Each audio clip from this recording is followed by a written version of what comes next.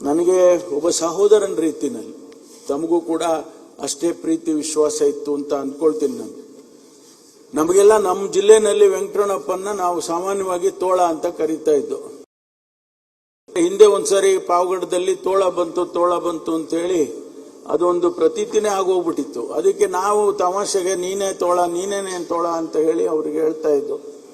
ಅತ್ಯಂತ ಸರಳ ಜೀವಿ, ಪ್ರೀತಿಗೆ ಮತ್ತೊಂದು ಹೆಸರು. ಅವರು ಅಷ್ಟೊಂದು ಪ್ರೀತಿಯನ್ನ ಇಟ್ಕೊಂಡಿದ್ದಂಥದ್ದು. ಸ್ನೇಹಿತರು ಅಂದ್ರು ಸ್ನೇಹಕ್ಕೆ ಎಷ್ಟು ಬೆಲೆ ಕಟ್ಟಬೇಕೋ ಅವರನ್ನು ನೋಡಿ ನಾವು ಕಲ್ತ್ಕೊಳ್ಬೇಕು ಅಂತಕ್ಕಂಥ ಮಾತು.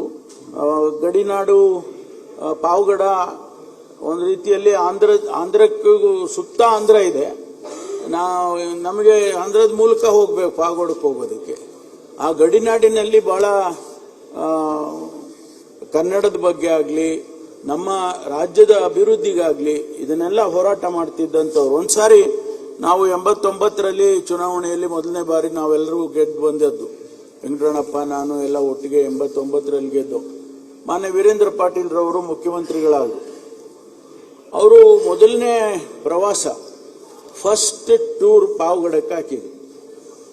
ಪಾವಗಡಕ್ಕೆ ಹಾಕಿದ್ರೆ ನಾವೆಲ್ಲ ಏನು ಇಷ್ಟೊಂದು ಇದು ಅಂತ ಹೇಳಿದ್ರೆ, ಇವರು ಪಾವಗಡದ ವೆಂಕಟರಮಣಪ್ಪ ಹೋಗಿ ಕೇಳ್ಕೊಂಡ್ಬಿಟ್ಟಿದ್ದಾನೆ, ನೀವು ಬರಲೇಬೇಕು ಸ್ವಾಮಿ, ನಿಮ್ಗೆ ಬಹಳ ಒಳ್ಳೇದಾಗುತ್ತೆ, ಅಲ್ಲಿ ಶನಿಮಾತ್ಮನ್ ಟೆಂಪಲ್ ಇದೆ, ಆ ಶನಿದೇವರು ನಿಮಗೆಲ್ಲ ಆಶೀರ್ವಾದ ಮಾಡ್ತಾನೆ, ನೀವು ಬರಬೇಕು ಅಂತೇಳಿ ಕರ್ಕೊಂಡು ಬಂದು.